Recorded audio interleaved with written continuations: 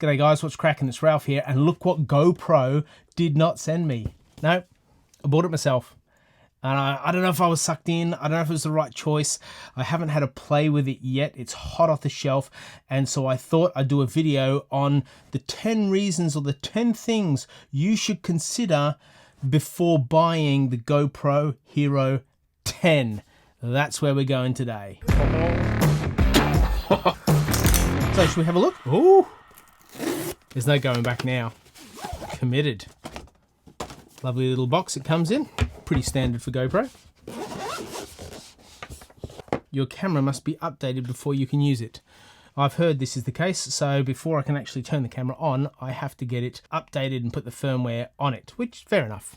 Fair enough, we've got time to do that. Have product questions, this will answer, and there's a lot of words in there. Here's the camera. All right, so we've got charging cable, the mounts, a battery that goes in there, obviously, and here is the camera itself. Let's take it out of this nice little paper weird thing. Front screen, lens, detachable lens face, power button, shooting button, side door, extendable feet that you can mount it with, and obviously the back screen. Here is the camera, we're good to go. Number one, how much do you use it? Are you going to use it every week? If you're going to use it every week or a couple of times a week, it's worth considering. The camera does amazing things, and we'll get into that as we go, but it has a variety of options, which means you can use it in a variety of settings to achieve a variety of tasks, which means you may use it more than once a week to do a specific task. So for example, it has what's called hindsight shooting, where it shoots previous to when you press the button as well as future to when you press the button. It has the ability to schedule when you might shoot, so you can set the camera up and schedule it for a specific time. Might be that you've got a balcony, you don't want to shoot the sunrise coming up, you don't want to get up at 4 AM. Schedule it in. Away you go. It has Hyper Smooth 2.0. You can stabilize this when you're, I don't know, rolling down a cliff, and it'll still keep the horizon bang on center. We'll talk about that in a little bit too. It has duration capture, which means you can set it to shoot for 5 minutes or 10 minutes or whatever you might choose. And it also has a night time-lapse mode. This is what it looks like.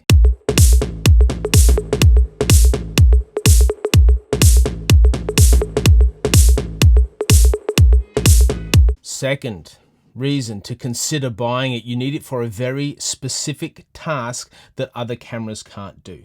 So I mentioned super slow-mo, shoots at 240 frames a second. That's at 2.7K, which means you can slow it down to 8 times the speed that you shot it at. And there might be a specific job you need or specific work or shots that you need that are slowed down to that extent at tremendous quality that you also have with your field of view, because you can make your field of view linear as well as ultra wide and everything in between. So you can get a nice tight shot at super slow-mo on this camera. That might be a specific need that you have. You might be taking this out mountain bike riding and you want to stabilize the footage so it's not jumping all over the place, but it is I want to say rock solid, but we've used that in videos before, but it's hyper smoothed 4.0. It has a tilt lock that works on the linear function only, but when you have it on, look at this. All right, we'll just lock in on that for a second and watch this. Look at that. Look how stable it keeps it. How does it do that? Incredible. Now, when you go past 45 degrees, you think, but up to 45 degrees, called tilt lock and horizon lock. Hello. That's amazing, isn't it? Just glorious. It's waterproof. You can chuck it in the water down to 10 meters. You might just want it in the pool or down the beach, or you might be doing a heap of snorkeling or even some diving and you want to put a case on it if you're going to scuba dive, but you might that might be your jam. You're just in the water all the time, and this one is for you. Now, if you've got the 9 or the 8, you may not go to the 10, you may wait. Often people buy GoPros in 2-year increments because the change from 1 year to the next isn't significant enough. But you might be like in the water all the time. It's got this thing called hydrophobic layer on it, which basically means if water gets splashed on it, you don't have to do the old lick test beforehand to make it impermeable to water droplets. Instead, oh, that looks disgusting. Let's just see if it works.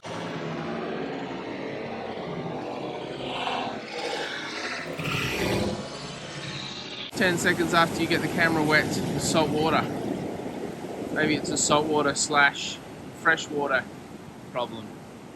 Number 3 would be, are you taking it extreme action sporting? Now, I wanted to do this, but all my mates are on holiday. They're all away at the moment.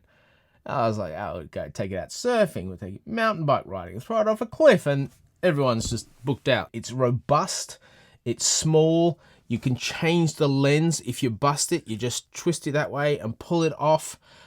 So you're not doomed, right? If you can beat it up a bit, you can smash it up a bit. It's even got this nice little foam around it that gives it a bit of stickability, whether it's in your hand or in your bag or in your pocket. This is great. You just chuck it in your pocket. When you want to go out and take it to do something a little bit extreme, you have your various accessories that you just whack it on your chest, you whack it on your head, you whack it in your mouth, you whack it on your wrist, you whack it anywhere, right? You whack it on a helmet, on a bike. There's numerous ways, and honestly, I'll put a link in the description below for you to buy some cheap accessories if you're looking for some accessories that aren't GoPro branded. So, meaning it'll cost you 10% of the price for exactly the same product. Number 4, you want cinematic footage. Let's talk about resolutions. You can shoot 5.3K on this, right? That is extremely crazy. You're really never going to use 5.3K. It moves it to a cinematic experience where you can blow up your footage massively and it will look epic. It won't pixelate, it won't go blurry, it won't be mushy. It'll be supremely crisp and clear. And you can shoot 5.3K on 60 frames a second. Like, what? 60 frames a second? That's unheard of. Guys, like years ago, this camera was completely out of the thinking of what would be possible, and they've crammed it into this tiny, tiny little box that does it at even epically wide. So good, right? So good. You can shoot 4K at 120 frames a second, 2.7 at 240 frames a second, 180p at 240 frames a second, except on 180p you can't yet shoot 24 frames a second, but we'll get to that a little bit later about some of the limitations. At 240 frames is 8 times as slow, 120 is 4 times, 60 frames is still half the speed, so you can get amazing quality out of this, and you have 3 color profiles that you can choose from. So you have your GoPro, which is everyone. No, not everyone. That's a little bit of an overstatement, but people are frustrated because it's too saturated.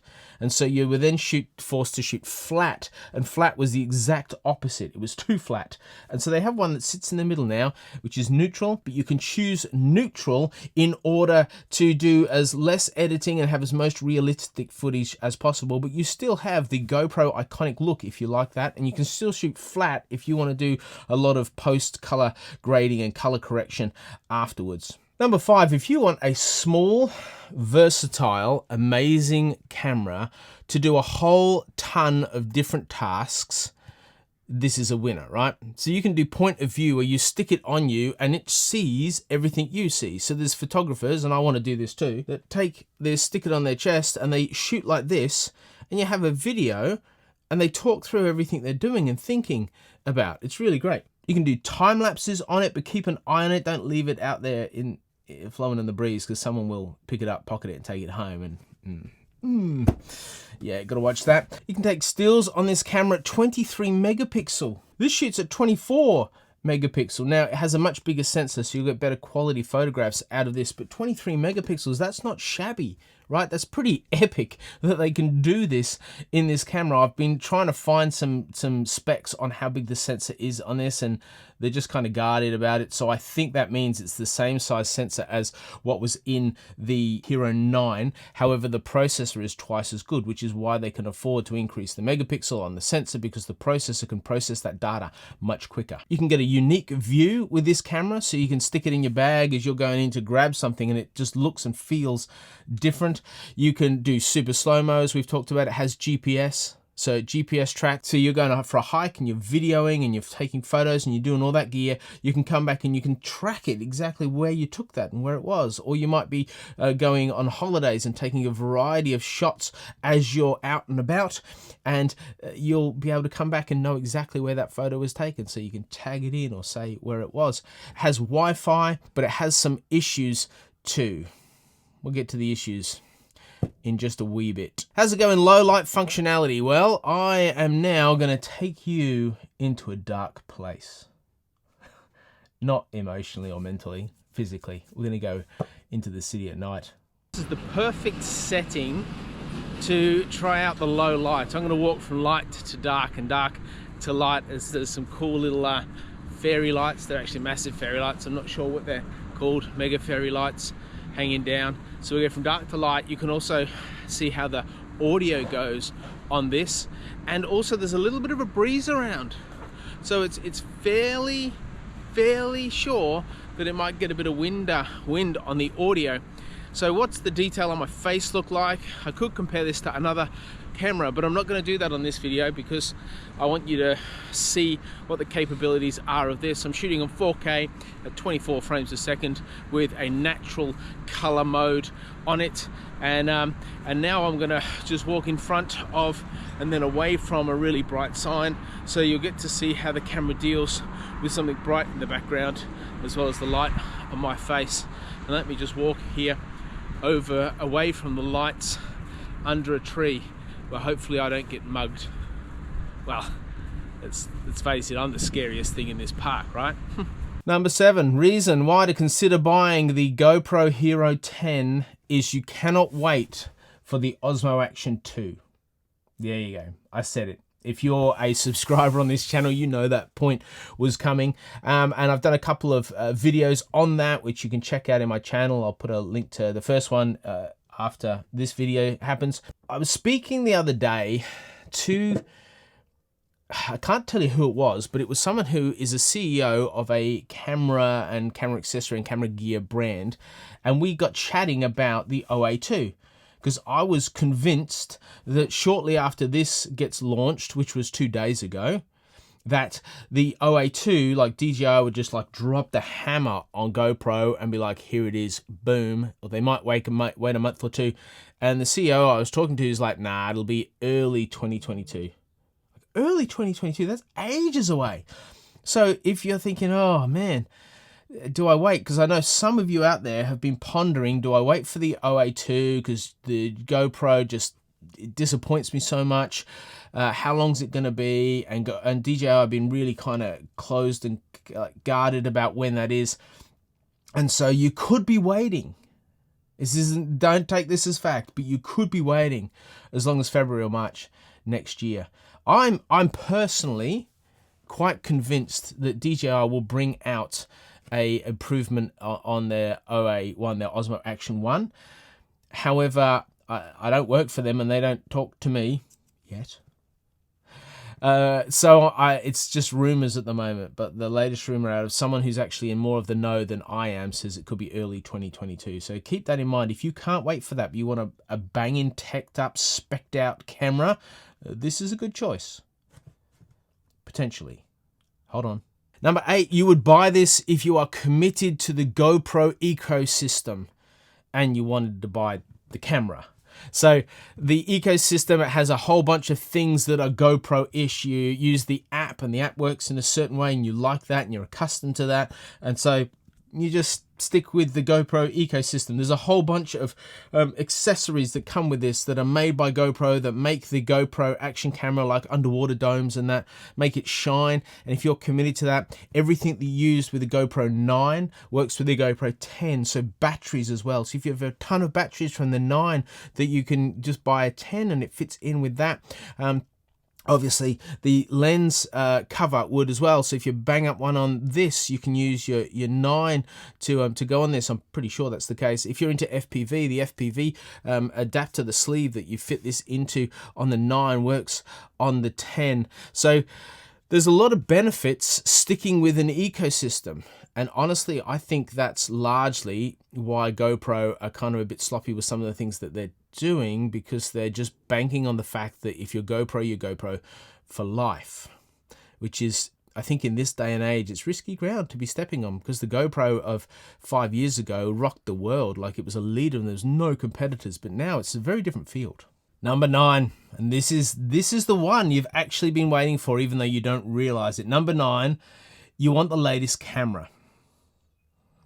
You want the latest camera. So New is better than old when it comes to technology, right? Newer means the buttons work better. It's just smoother. It's nicer. You can fiddle around with this. It's not as bad lag time. There's a bunch of improvements on this camera just because it's newer. Brand new technology is buggy, but new technology, once they get to iron out all the bugs, new technology is better than old technology because of firmware updates and specifications and functionality and things that it can achieve. So new is better than old, right? Let's just start there. And I know already some of you are just like, oh, just get rid of him and unsubscribe and unlike, but just bear with me. Just bear with me a sec. Has a new processor in it called the GP2. And the GP2 processor in this is twice as good, it's twice as fast, twice as accomplished as the processor in the GoPro 9. They haven't had a processor update since the GoPro 6. So GoPro 6, 7, 8, and 9 function all on the same, different functionality and different, released different settings and changed some of the hardware, but they've operated on the same processor. And then we jump to the GoPro 10, which has a faster processor, which means it should be better in low light, as we talked about. It should have amazing opportunities to do better resolution. It should be able to take the data off the sensor much quicker and process it much quicker and put less stress on the whole camera much quicker. However, there are some issues. So let's talk about those issues, albeit very briefly. If you've seen the short and you're watching this, you know what happened. I bought the camera. The first thing you have to do is upgrade it. And so before it works, you go online, you go on with the app. So you jump on with the app and you plug it in and you pair it. It didn't pair straight away. Like, I was like, ah. So it took a while, like a couple of hours on and off, back and forward, to get my phone to recognize, this is an iPhone 12 Pro Max, to recognize the GoPro 10. But when we got past that, then it came to this point of it wouldn't allow me to go further with the upgrade. So I'm like, I'll just turn it off. And I pressed the button and it froze. It went on this wheel, you know, the rainbow wheel of death on your Macs. It's like this wheel, and it just went round, and I'm watching it. I'm like, gee, it's taking a long time to turn off. 15 minutes later, I held it down and turned it off, and it didn't work, so I had to pull the battery out. I haven't even been using the camera yet. Now, my hope is that that's a glitch. That it's a simple glitch that because of a whole bunch of things that freaked out when I can't do that. I will let you know if this freezes on me while I'm using it. Now, a good mate of mine, Danny Black, who has an incredible YouTube channel you should go check out. When I was talking to Danny about this issue, because he's got a GoPro 10 as well, he was saying, I turn off GPS, Wi-Fi, and voice control. He goes, I've never had a problem with the 9 or the 10 ever faltering or freezing. Now, I have with all the GoPros I've ever used and owned. I have had the freezing problem. However, I've not thought about whether those three things are on or off. So that might be a valid tip for you to give a go if you're struggling with any of your other GoPros freezing, or if you're so tempted to buy this, but the one turn off is the freezing. Now, the other turn off is the overheating issue. And last night I did a test. So I turned on the camera and I mucked about with the settings and all the things it could do. I did that for about 10 minutes and it burnt about 15% of its battery life. So it was down to about 85%. I then put it on 5.6K at 60 frames a second, which is the fastest this can go. And I just put it on my, it was pretty cool last night. I put it on my coffee table and I let it play, I let it record, and I see what happened, and I timed it. And the timer said this. That was the point at which the camera went, I can't, and it went boom and shut down. It was boom, boom, boom, boom, boom, and shut down, turned off. So overheating gives you about 15.5 minutes. I let it cool for 10 minutes. It wasn't stone cold. It was kind of warm, but 10 minutes later, I shot it at 4K at 24 frames a second, which is a function I use fairly frequently, and it went for 13 minutes and 47 seconds. Before it said, I'm too hot, I got to pack it up again. So then it cooled down, and then I left it for an hour to completely cool down. So it was stone cold, it's like it is now. And then I turned it on and I shot it at 1080p at 30 frames a second, and it shot for 37:44 before it died. So that gives us a grand total of, in terms of battery life, So there's two issues there. One is overheating. When it gets to a certain inner temperature, it goes, I can't handle it anymore. And to be honest, that's not 15 minutes shooting on that sort of high res. And you're allowing time for it to cool down in between, and then the next 13 minutes on a much less intense requirement on the processor. Overheating is an issue. So if you're wanting to do really high quality shooting for a long period of time, you would have to question whether this is a camera that is up to the task. If you're shooting bits and pieces here and there, then great. And if you're using this camera and you're going, how much of a shoot can I get? Well, like an hour really, depending on what settings you use and how often you turn it on and off, but it's basically an hour of battery life that you get, and then you have to charge it up, and charging it up takes 2 hours. So 2 hours for 1 hour. You just need to be aware of these things, and to be honest, the heating thing, I'm not sure they're going to fix. Now, if you want the latest camera, they are bringing out some modifications, some improvements, some firmware upgrades in November, on the 16th to be precise. They're going to make it adaptable to the max lens mod. At the moment, your max lens mod will not work on the GoPro 10 at the moment, but by November 16 that will happen. They're going to bring out 24 frames a second on all resolution requirements, and so that you can shoot 24 frames a second on your 1080p, which will actually 24 frames a second is the most cinematic you can make it. So if you want to make your footage cinematic, you start on 24 frames a second, because our eyes see at about 24 frames a second. That's why it's not jarring. But for an action camera, it's more important to shoot at a higher frame rate, because it captures all the detail of the action, because it's moving around so much. Anyway, a little bit of a tip for you there. The other change they're going to make is the addition of resolutions. I don't know what that means. Yeah, I don't know what that means. So we'll have to wait till November 16 to see what that's all about. Number 10, we've made it there. Number 10 is you simply have cash to burn.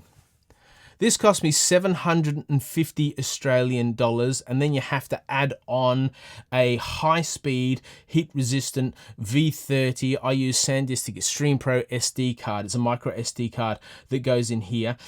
If you don't, you will not be able to use the high resolutions, because the card will not be able to capture that information. And the faster the card, the easier it will be on the processor, therefore less heat. Therefore, you might get ahead there. But I reckon I'm using one of the best cards you can stick in this camera. That costs about 50 bucks. So you have to think, oh, this is Australian. So in the US, it might be 30. In England, it might be 27. You guys can work it out. But basically, US $500 for this camera. The Osmo Action 1 is about $250. It's about half the price. So there's some things to think about. If you're where I was a couple of days ago, should I buy the GoPro 10? Is it the camera for me? I really hope this video has helped, not just tell you about what it can do, but help you think through some of the implications and opportunities. Your story is different to my story. Your circumstances are different to my circumstances. So you need to do what's best for you, but I hope this video helps you make those decisions more informed, and so you can go out and just enjoy, because the point of these cameras is not to sit in a studio like this. It's to go outside and enjoy them and create with them. So go well, everybody. Create. Please join, subscribe, thumbs up, all that gear. I'd love you to be part of the channel and the journey. I've got another review coming out soon about this and how it compares to the Osmo Action, because, you know, I love the Osmo, but hopefully I can fall in love with the GoPro 10. Thanks, everyone. Bye. It's not your max lens, the max At the moment, your max lens, and I shot it at 4K at 24 frames a minute. You have your various accessories that you just whack it on your chest.